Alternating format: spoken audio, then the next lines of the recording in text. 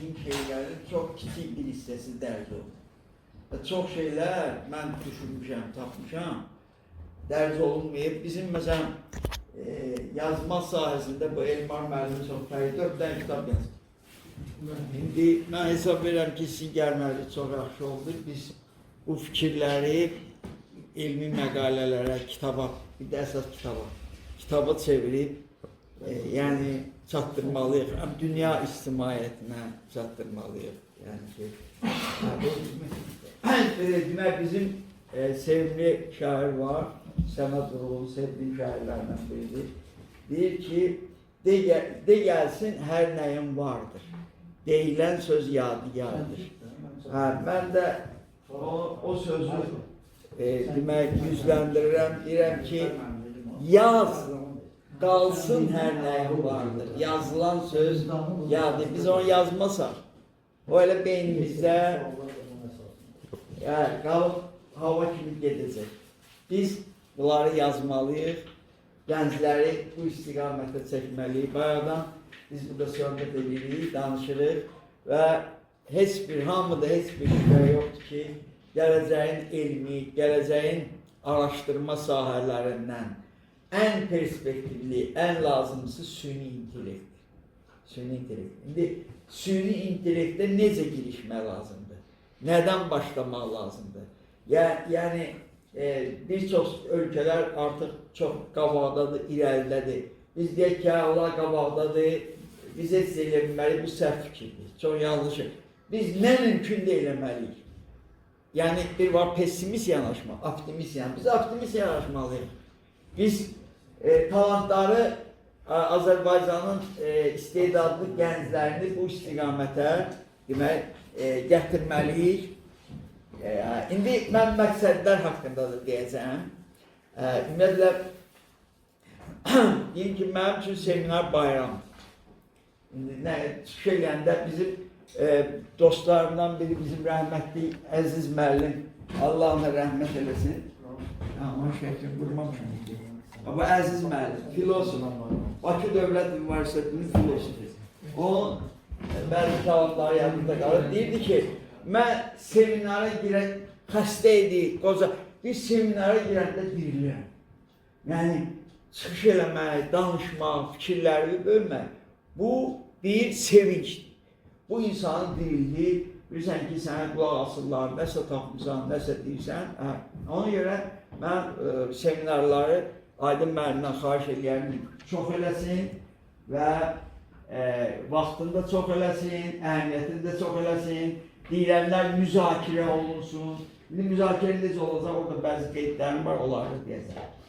İndi bizim mövzumuz nədir? Burada bəzi, indi mən yenə deyirəm, mən seminara hazırlaşan zaman orada 97 sual qoydum, fikir tapdım beynimdə. Və onlardan cəmi 11 səhifəni buraya yazmışıq, indi çatmadı. Özdə qızda bəzi orada kiçik səhvlər var, onları da deyəcəm sizə. Tələsik yazıb qız. İndi başqa mənim prezentasiyamda var, onu da göstərəcəm. Hələlik birinci göstərim, oradakı fikirləri işıqlar. Birinci hələlik ikiyə keçmir. Birinciyə qaydın. Demək, çıxışın adı qeyri-müəyyənlik şəraitində qərar qəbul etmə. Qeyri-müəyyənlik şəraitində qərar qəbul etmə və metrik fəzalar. Və mənim bu süni intellektdə öz yanaşmam var. İndi onu mən əsaslandıracağım. Metrik fəzalar vasitəsilə. Və ikinci adı, yəni iki yerdə gedib adı, bir katedranın seminarında gedib, bir də ki, YouTube'da qoydular. Lütfüzdəki adı belədir. Lütfüzadə nəzəriyyələrini... Aydın müəllim, bəlkə 5 dəqiqə uşaqlar bunları attestasiyada yol verək. Hələ o yoldaşlar da gəlir. Mənim hər bir çıxışda nələrsə vurğulanır. Yəni, təkrar elə bu özü də beynin işləməsini göstərir. Mən, yəni insan təfəkkürü, insan düşüncəsi qeyri-səli çoxluqlar üzərində həyata keçirilir. Məsələn, fikirləşirsən ki, indi seminardır. Kimlər gələcək? Gələcəkmi? Bu özü qeyri-səlit çoxluqdur. Bunun singletonları var. Başqa istənilən düşüncəni araşdırsan, görəcəksən ki, hamısı qeyri-səlit çoxluqlar üzərində var. Ona görə mən burada bütün çıxışımın məğzi, bütün çıxışımda vurğuladığım iki əsas müddəa ondan ibarətdir ki, süni intellektin inkişafında, beynin inkişafında ən güclü istifadə aləti Lütfüzadə nəzəriyyələridir. İndi olan siyasını verəcəm və o nəzəriyyələrin mənaları, yəni Lütfüzadə böyük bir kəşf edib və bu kəşfin mənasını çox adam başa düşmür. Bunu artıq dünya qəbul edib. Bu bir alətdir. Bu alətdən biz başa düşə bilərik ki, insan beynində hansı hadisələr baş verir. İnsan beynində insan necə düşünür, necə kəşflər eləyir. Çünki siz bir şey fikir verin. Dünya, indi onu mən qeyd eləyəcəm. Dünyada bütün baş verən hadisələr ilk öncə insan təfəkküründə yaranır. Ondan sonra o reallaşır. Reallıq abstrakt təfəkkürdən başlayır. Abstrakt təfəkkür, əmrlər həyata keçirmək. Demək, birinci vurğuladığım, demək, Lütfüzadə instrumentlərinin böyük mənası və onların tətbiqinin zərurəti. İkinci vurğuladığım, hansı ki bu mənə məxsusdur, hansı ki mən bunu artıq neçə ildir iddia edirəm, inkişaf etdirirəm, bu haqda düşünürəm.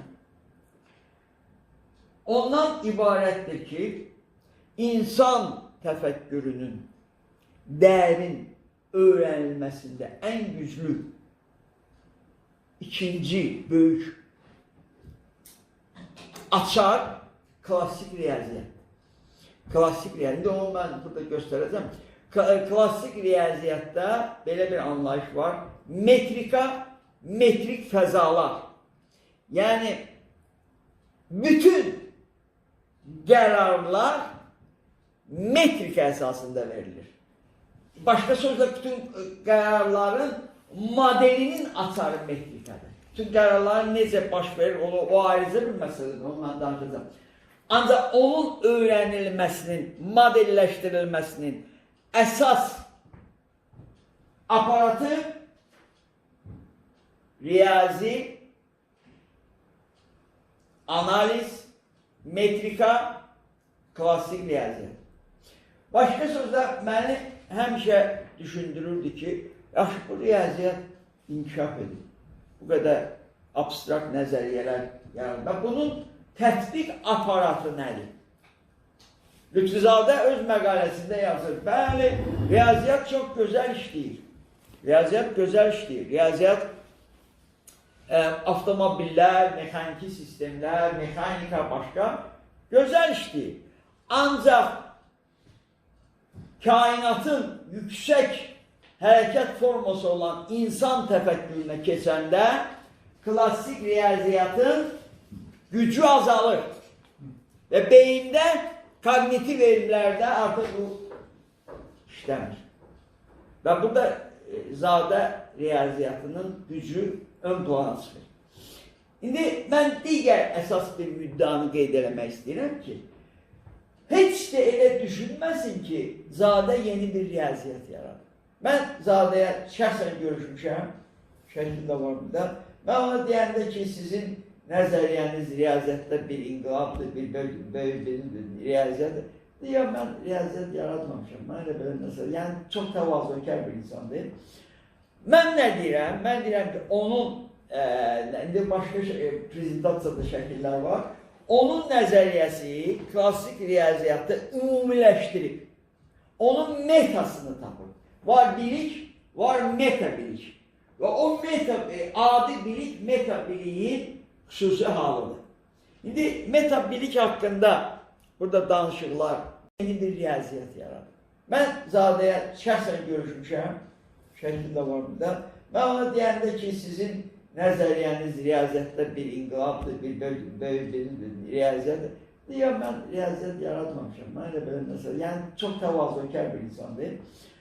Mən nə deyirəm? Mən deyirəm ki, onun, indi başqa prezentasiyada şəkillər var, onun nəzəriyyəsi klassik riyaziyyatı ümumiləşdirib, onun metasını tapır. Var bilik, var meta bilik.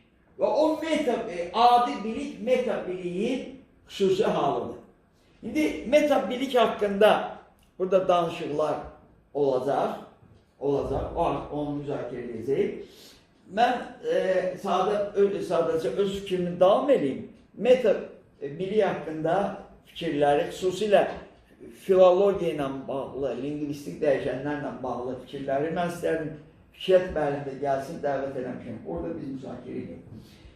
İndi bu birinci slaydda, yəni mənim bazalarım, fundamentim Lütfüzadədir, bir də klassik riyaziyyat.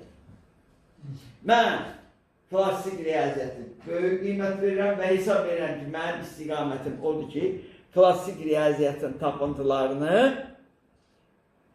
kognitiv elmlərə tətbiq eləmək Zadənin ideyasını köməklə. Və mənim istiqamətim. İndi əsas araşdırma aləti nədir? Nəyi biz axtarırıq? Və nə üçün axtarırıq?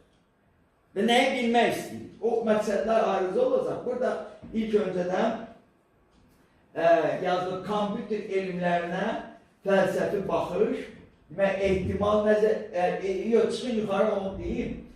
O ikinci şeydə olacaq.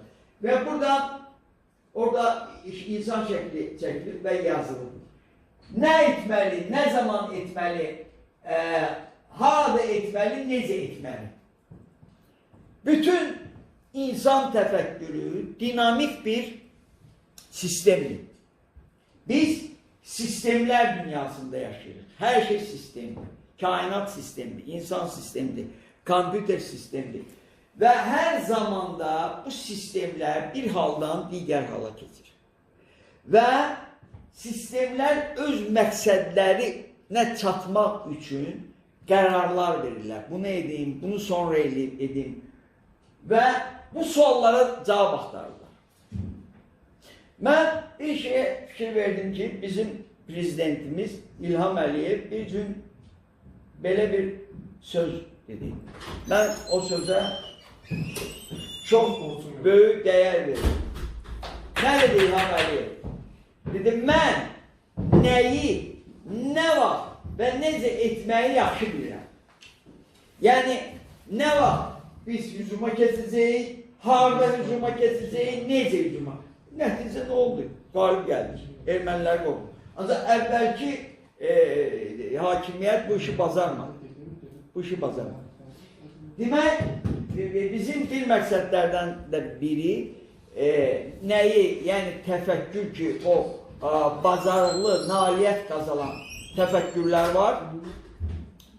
Məsələn, İlham Əliyev qalib gəldi, başqa bir alim böyük nəticə aldı, başqa bir sistem. Bobby Fischer gözəl şahmat oynayırdı, Einstein yaxşı fikirlər deyirdi. Bizi maraqlandıran sual budur. Bu sistemler bu nailiyyəti necə qazanırlar? Onların verdiyi qərarlar nədən ibarətdir? Onların yolu necədir? Qərar qəbul etmə əslində dinamik sistemin yoludur. Bu dinamik sistemdir. Qərar verir, ha tərəfə gedir, seçim edir və bir trayektoriya tutur. O trayektoriya onu ölmə də apara bilər. Nailiyyətə də gətirə bilər. Bütün həyat strategiyasını müəyyən edir. Demək, qərar qəbul etmə, bütün bəşəriyyəti maraqlandıran, son dərəcə aktual, böyük əhəmiyyətə malik olan bir elm sahəsidir. Məsələn, Mən çıxış hazırlanda bizim hörmətli Əzbər müəllim belə sual verir ki, bir qərar qəbul etmə onu yazıblar ki, eləyiblər ki, bu suallı bənzər ki, riyaziyyatı yazıblar da, daha sən riyaziyyatda neyiniz? Bu həm eyni və qərar qəbul etmə o qədər möhtəşəm, böyük şaxəli, çətin və daim yaşayacaq bir elm sahəsidir ki, buyur Azər müəllim,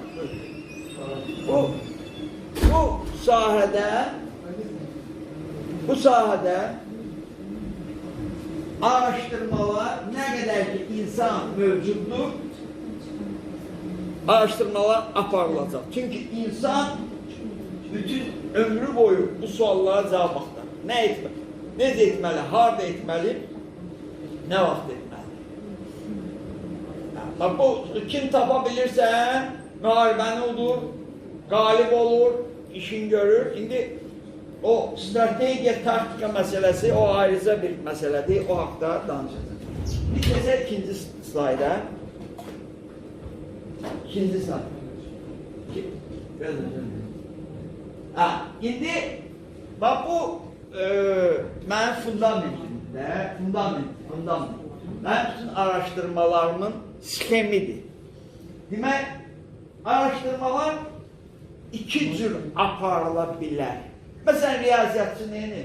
Formullarını oynayır, atır bura, deyirəm, buradan bu çıxır, buradan bu çıxır. Psixolog neydir? O, buradan bu gəldi, buradan bu gəldi. Hər elm sahəsi neysə araşdırır. Və fəlsəfə nədir? Bax, filosoflar gəlir. Fəlsəfə bütün elmlərin meneceridir. Fəlsəfə insan doğulanda yaranan ilk elmdir, insan öləndə də axırıncı elmdir. Fəlsəfə sual verir, mən kiməm, nə etməliyəm, necə etməliyəm, niyə yaşayıram? Ona görə mən yeni araşdırma istiqaməti müəyyən etmişəm. Bu istiqamət kompleks istiqamətdir. İkinci slayda.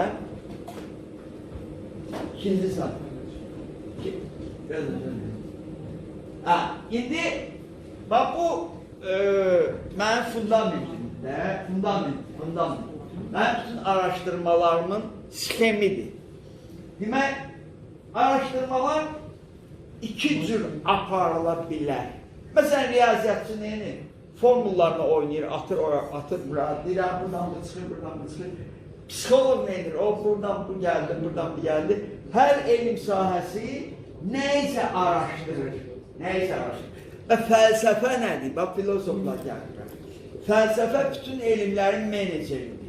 Fəlsəfə insan doğulanda yaranan ilk elmdir, insan öləndə də axırıncı elmdir. Fəlsəfə sual verir, mən kiməm, nə etməliyəm, necə etməliyəm, niyə yaşayıram? Ona görə mən yeni araşdırma istiqaməti müəyyən etmişəm.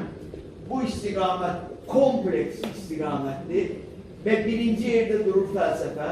Bu slaydı hazırlayan bizim bir tələbə səhv buraxıb, bu fəlsəfənin üzərində riyaziyyat durur. Çəkimi kadından çıxıb, mən vermişəm ki hazırlayacaq. Və fundamentdə durur fəlsəfə, fəlsəfənin üzərində durur riyaziyyat, riyaziyyat aydınlıq gətirən, yəni irrasyonalı rasyonal eləyən çox güclü bir aparatdır. Və yaxud da sizin sözünüzlə desək,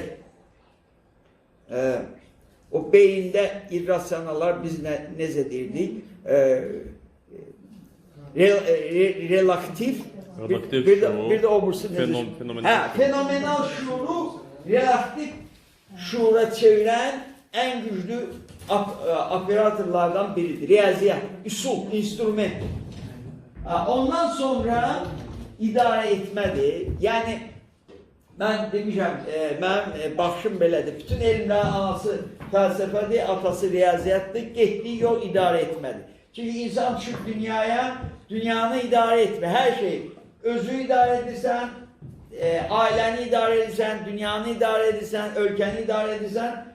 Məqsəd idarə etməkdir. Gedilən yol idarə etməkdir. İdarə etmənin də üzərində durur. İndi bu, burada çəkilməyib. Demək, vasitə instrument kimi kompüter elmləridir. ümumiyyətlə idarə etmənin kəsiyi, yəni icra aparatı qərar qəbul etmək. İdarə etmə nədir? Ardıcıl qərarların qəbul edilməsidir. Nədir?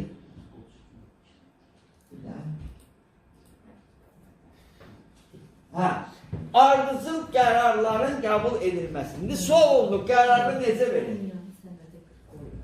Məsələn, Zeynal müəllim oturur, fikirləşir qərar vermək. Nə qədər oturum, necə qulaq asım, qərar vermək. Mən gözləyirəm, gəl bu optimal alqoritmlər ki, Deyəcəm. hazırlanmışsınız, ona gələsiniz. Deyəcəm, hamısını deyəcəm. Bəlkə maraqlı olar. Hamısını deyəcəm, hamısını deyəcəm. Yox, bir dəqiqə, hamısını deyəcəm. Sadəcə Zeynal müəllim, mən bir şey qeyd etmək istəyirəm ki, mənim elmə baxışım kompleks fəlsəfi baxış. Belədir. Yəni mən elmin, bir dəqiqə, hamısı göstəriləcək. Sizin o baxış haqqında məlumatınız var, hər seminarda. Yox, göstəriləcək. Göstəriləcək. Söz görün olsun da. Demək, elmin bir sahəsində araşdırma aparmaq olar. Əgər sən ona fəlsəfi mənada baxmırsansa, ona deyirlər oyuncaq, igruşka. Yəni sən simvollarla oynayırsan və bunun nə dərin fəlsəfi mahiyyəti varmı bu istiqamət? Bunun aktuallığı varmı? Bu lazımdırmı? Bunu araşdırmırsan. Ona görə elmi araşdırmalarda kompleks fəlsəfi yanaşma mən hesab edirəm ki, ən lazımlı istiqamət və araşdırmadır. Kompüter elmləri, aydındır ki, bu bizdə instrumentdir, bunsuz mümkün deyil. Süni intellekt kompüter elmlərinin zirvəsidir. Dünyada ən aktual, ən vacib bir şeydir. Yəni bunsuz inkişaf yoxdur. Mən bunun tələbələrimə də deyirəm. Yəni bütün istiqamətimiz gedir süni intellektlə. İndi bütün bu demək piramidada orada yukarıda piramidada bak orada yukarıda yazılı değeri müeyyenlikler. Biz ümumiyyətlə elmin vəzifəsi nədir? Elmin vəzifəsi. Elmin vəzifəsi odur ki, həyatda, dünyada olan anlaşılmayan qeyri-müəyyənlikləri müəyyənliyə çevirək. Yəni rasionallaşdıraq. İndi bunun üçün də iki gözəl, mükəmməl elm sahəsi var. Biri 300 ildir inkişaf edir, biri də 2 ildir, 60-70 ildir. Biri ehtimal nəzəriyyəsidir, biri də qeyri-səhət çoxluqlardır. Bunlar qeyri-müəyyənliyi müəyyənliyə çevirən mükəmməl elm sahələrdir. Ona görə qərar qəbul etmək bu elm sahələrindən istifadə etmədən öz effektivliyini, vacibliyini itirir. Və əsas məsələ qərar qəbul. Keçdi yoxsan. O yuxarı. Və burada bir dənə yuxarı qaldır onu bir dənə. Burada riyaziyyat yoxdur. Yox, riyaziyyat yoxdur. O birisi, bundan sonra gələm. Buyur. Yox, bunu Daha kaldır. bravo. Biraz yuxarı orada, yox, o yana. İkinci ildi. Burada bir şey var, değil mi? Dedi Platon sərası nədir? Sərf yazım, səfası. Başlayayım, Platon fəzası, deyəcəm. Sərf yazım. Sərf yazım. Dəyəli qızar verəm. Fəzası. Platon fəzası.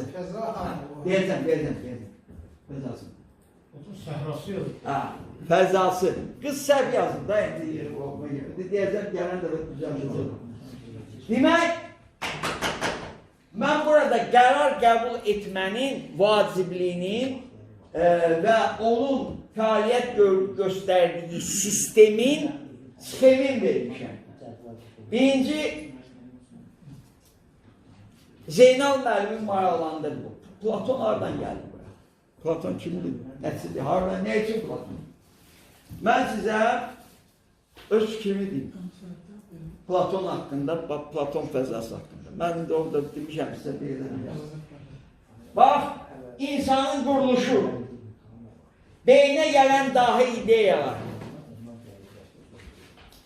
gözəl şeirin yaranması, bütün ideyalar insan tapır. Yoksa yaradır. Ve araştırmalar gösterir ki insan tapır. Ve insana onlar hardasa dünyadan kenarda fəza var, bütün həqiqət oradadır. Mesela soruşurlar ki, kim düz deyir? Həqiqət hardadır? Bu yuristlər baxırlar, yuxuşunaslar. Və mənim qənaət etmək, bu ayrıca bir seminar mövzusudur, o danışılan. Bir dəqiqə. Mən tez deyəcəm. Yəni bu bir tezisdir, o fəlsəfə fakültədə Azər müəllim gəlib, demək, filosofların seminarında çıxış edəcəm, həqiqət hardadır. Yəni burada sadəcə göstərmişəm ki, həqiqətlər oradadır. Demək, ilahi varlıq, Platon fəzası, bir də enerji vasitəsilə gəlir. Enerji insanı Platon fəzası ilə əlaqələndirir və oradakı ideyaları çəkir. İndi mən yeri gəlmişkən Elmar müəllimə o iradımı deyim, sonra yadımdan çıxar. 4-5 dənə iradım varsın. Demək, qərar vermədə 2 əsas növ var. Bir, ani qərar vermək. Ani. Məsələn, Aydın müəllimə deyirəm ki, bu tələbələrdən birini seç. Birini seç və aparıb Amerikaya gəzmək. Məsələn, o dəqiqə qərar verə bilər, birini deyərkən onu seç. Çünki o necə qərar verir? Təfəkküründə nə varsa onu götür. Bir də var, düşünərək qərar verir. Yəni orada enerji sərf edəcək, fikirləşəcək. Yəni o qərarın dəyişə də bilər. Sonra yadına düşəcək ki, bu tələbə hasansa nəsə eləyir, ona görə bu dəyişəcək. Siz isə deyirsiniz ki, 15 dəqiqədə nə qərar verirsə, odur. Mən isə deyirəm ki, ani qərar var, düşünərək qərar var.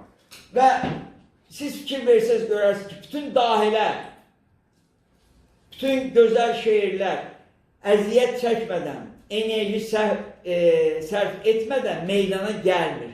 Demək, insan Platon fəzası ilə də enerjində, məsələn, ekstraseslər, yoglar enerji sərf edir, kontakta girir. Yəni, oradan informasiya alırlar və verilən qərarlarda da onlar öz əksini tapır.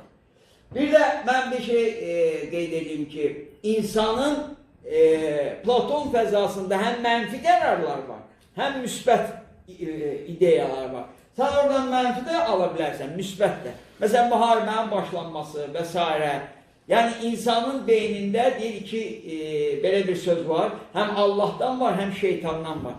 Sən oradan da ala bilərsən, buradan da ala bilərsən. Bax, burada enerji qüvvəyə çevrilir və təbiətdə baş verən, dünyada baş verən bütün hadisələrin 2 mənbəyi var. Bir insandan asılı olmadan təbiət hadisələri, ikinci isə insanın verdiyi qərarlar əsasında dünyada baş verən hadisələr. Məsələn, bugünkü seminar, Aydın müəllim qərar verdi, mən qərar verdim, durub gəldik. Seminarın ikincisi, seminarın fundamenti, ideologiyanın fundamenti olmasa, sən oyun oynayacaqsan, oyuncaqla məşğul olacaqsan və fəlsəfi fundamentin, sistemi anlamasın, sən onu dərk edə bilməzsən. Aydındır. Və salam. Cavab verin. Demək, nə yazın? Bunu biraz böldür bilərsən. Aysa, biraz aşağı sağ. Deyilənlər aydın olmalı, analogiya prinsipi ilə demək, müəyyənləşdirmək. Bu nə deməkdir? Yəni ki, bu seminar ona görə baş vermir ki, nəsə bir abstrakt şeylərdən danışaq, burada çox seminarlarda olur. Özünə ağlı göstərəsən, aydınlıq prinsipinə əməl eləməyəsən. Və aydınlıqla əmələ gəlir analogiya. Analogiya da nədir? İnsanın bildiyi, başa düşdüyü fikirlərdir. Həmin fikirlər naməlum fikirlərlə demək əlaqələndirilməlidir. Və ikinci müddəalıdır ki, işin əsas məqsədi istifadə olunan nəzəriyyə və metodları, problemlərin qorunuşu. yəni bu mütləq olmalıdır. Bunu indi mən müəyyən qədər izah eləmişəm. İndi əgər kiminsə sualı varsa bu sahədə, bu qoyuluşuna falanla, yenə də mən hazıram cavab verməyə.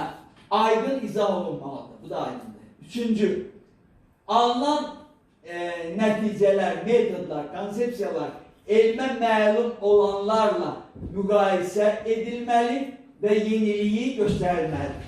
Deməli, mən baxdığım konsepsiya, metrika konsepsiyası, bu yeni konsepsiyadır, bu ədəbiyyatda yoxdur, mən bunu inkişaf etdirirəm dünyada və dünyanın bir sıra seminarlarında mən bunu izah eləmişəm, çıxış eləmişəm və bunun əsasında proqram vasitəsilə hazırlanır. Üçüncü, dördüncü, diyalog rejimində sual-cavab və müzakirələr təşkil edilməlidir. Yəni, mütləq diyalog olmalı. Çünki Platonun vaxtından elm ancaq diyalogla inkişaf edir. Biz nəyin əleyhinə? Əzbərçiliyin, demək, monologun, bulan qəti əleyhinə. Suallar korrekt olmalıdır. Verilən suallar korrekt olmalıdır. Və buradan mən sualları seminar mədəniyyəti elmin inkişafına xidmət edir. Yəni, mən fikir vermişəm, xarici ölkələrdə, Moskvada, Amerikada seminar mədəniyyəti çox inkişaf edir və bizdə bu geri qalır. Biz də çalışırıq ki, seminar mədəniyyəti inkişaf edir. Burada suallara bir qədər şey verilir. Suallar necə olmalı və necə olur əslində. Çünki mən bir çox seminarlarda iştirak eləmişəm və sualın nə olduğu, nə üçün verildiyini mən araşdırmışam. Birinci, sual vermək xatirinə verilən suallar. Sual verir ki, güya ki bu sual verir. Əlbəttə ki, bu mənfi bir şeydir. İkinci, çox səthi özünü göstərmək üçün olan suallar. Yəni, biri özünü göstərmək istəyir, nəsə sual verir ki, bu da nəsə bilir. Üçüncü, çıxış edəni aşağılamaq üçün qəsdən verilən suallar. Bu verir ki, güya ki, sən heç nə bilmirsən, bunları mən bilirəm. Bu ziyanlı bir şeydir. İndi əsas suallar necə olmalıdır? Müəllifin görmədiyi və demədiyi məlumatları işıqlandırmaq üçün verilən suallar. Obyektiv səhvləri göstərmək üçün verilən suallar və yeni ideya xarakteri daşıyan suallar. İndi bunun çeşidi çoxdur. Mən əsas bu 6 müddanı yazmışam ki, biz seminarlarımızı əsas o 3 sual növündən inkişaf etdirək. İndi burada qeyri-müəyyənlik şəraitində qərar qəbul etmədə istifadə oluna bilən lütfüzadə nəzəriyyələri. İndi bu nəzəriyyələri mən adlarını çəkəcəm. Hansı nəzəriyyələr bu işə xidmət edir, hansı nəzəriyyələrdən mən istifadə edirəm, məhəbbət damsında o çox böyük nəzəriyyə. Hansını məsləhət görürəm? Öncə mən bir neçə, bilirsiniz ki, Erdoğan da danışanda həmişə şeirə, lirikaya üstünlük verir. Mən də bir neçə kəlmə öz düşüncələrimi demək istəyirəm. Səməd Vurğunun belə bir şeiri var. Şeirində belə bir müddia var ki, partiyanın eşqiyle sən güləcəksən hər bir zaman. Azərbaycan, Azərbaycan. İndi partiya getdi, işini də qutardı. İndi mən bu şeiri belə deyirəm. İlahinin, ruhumuzun, zadə kimi dahilərimizin eşqiyle sən güləcəksən hər bir zaman Azərbaycan, Azərbaycan. Demək, zadənin, bu cür gözəl Azərbaycanlı alimin nəzəriyyələri qərar qəbul etməyə, insan təfəkkürünə açılan bir açardır. Ona görə bunları biz indi burada araşdırırıq. İndi mən Zeynal müəllim haqqında demək istəyirəm. Fəlsəfi təfəkkür qəti yoxdur. O elə bilir ki, bunlar işlərlə göydən düşür. O düşünmür ki, insan necə düşünür. Burada insan düşüncəsinin modeli yaradılır. İnsan necə düşünür. Hər dəfə mən bunlar deməmişəm. Bunlar dediklərimin bir çoxu yenidir. Ancaq onun yeniliyini ancaq o adam başa düşər ki, bu işler hakkında düşünsün. Çünkü Sağalurgun deyir ki, düşünen bir beyin bir torpağı olur. Bir de görürsen ki sağalan solur, düşünen bir beyin bir torpağı olur. Şimdi neyse ben biz bu nəzəriyyələrin demək siyasını verəcəm. Gedirlər. Demək, birinci qeyri-sərli çoxluqlar nəzəriyyəsi. Aydın məsələdir ki, qeyri-sərli çoxluqlar 65-ci ildə yaranıb. Bu çoxluqlar yeni bir ideyadır və bütün məsələlərdə artıq özünü təsdiq edib, sübuta yetirir. İkinci, qeyri-səlis ədədlər. Qeyri-səlis ədəd, indi bu çox adam bilmir bu nədir. Bu gözəl bir şeydir, ədədin ümumiləşməsidir, ədədin ətrafıdır, mənsubiyyət funksiyası var və s. Bu gözəl bir, bunun öz nəzəriyyəsi var. Və mən bundan istifadə edirəm, qeyri-səlis ədədlərdən daha çox istifadə edirəm. Çoxlulardan da istifadə edirəm. Ədədlər nəzəriyyəsinə əlaqəsi var. Bəli, onun üzərində qurulur. İstənilən ədədi biz baxa bilərik qeyri-səlis ədəd. İndi ədədin ümumiləşməsidir. Və istəsəz, indi vaxt azdır, mən o haqda ayrıca danışa bilərəm. Sadəcə görürsünüz ki, qeyri-səlis ədəd daha real ədəddir. Nəinki adi insan beynində qeyri-səlis ədədlərlə düşünür insan beyni. Məsələn, deyir ki, seminer başlayacaq 12-də. O dəqiq 2-dir, 2-nin ətrafıdır. Ondan sonra gedir lingvistik dəyişənlər, lingvistik dəyişən bütün insan beyninin mexanizmi lingvistik dəyişəndən verilir. Çox vaz, mənim istifadə etdiyim bir nəzəriyyədir. Sonra verilir qeyri-səlis idarə etmə nəzəriyyəsi, fazi kontrol. Demək, fazi kontrol nədir? Fazi kontrol Lütfüzadə nəzəriyyəni dirildən bir nəzəriyyədir. Bütün dünyada məşhur edən bir nəzəriyyədir. Onun da banisi bizim bu kafedrada olur. Demək, Yapon alimidir. Michio, adı Michio, yadıma düşəndə deyəm. Bizim burada dəvət eləmişik. Yəni ki, Yaponlar bilir. Yok. Tsukamoto da var, bir tane Tsukamoto var. Nerede keşke? Fikirler şurada yanına düşecek birazdan. Bu da olur ve şekil sadım, yani şekil sadım. Sözlerle hesaplama nəzəriyyəsi bu 90-cı illərdə yaranır. Çox gözəl bir nəzəriyyədir. Z ədədlər bu mən valih edən bir nəzəriyyədir. İndi o haqda seminarda nə qədər var. Z ədədlər siz bilirsiniz. Bilirsən nə diyor. Süper bir şey. Sonra yumuşak hesaplama, soft computing 90'lı illərdə yaranıb. Gözlə bütün insan beyninin mexanizmini aproksimasiya edən bir nəzəriyyədir. İmkanlar nəzəriyyəsi bu 70-ci illərdə yaranıb. Bu interpretasiyasıdır. Yəni ehtimalla fazinin müqayisəli təhlili. Bunu mən ehtimal nəzəriyyəsi kafedrasında daha geniş məlumat verəcəm bu nəzəriyyə haqqında. Təəssüratlar nəzəriyyəsi, buna mən baxmamışam, ancaq bilirəm yaradıb. Bu bütün nəzəriyyələrin ümumiləşməsidir. İnsan təəssüratını simvollara çevirən bir nəzəriyyədir. Və nəhayət qeyri-səlis məntiq. Qeyri-səlis məntiq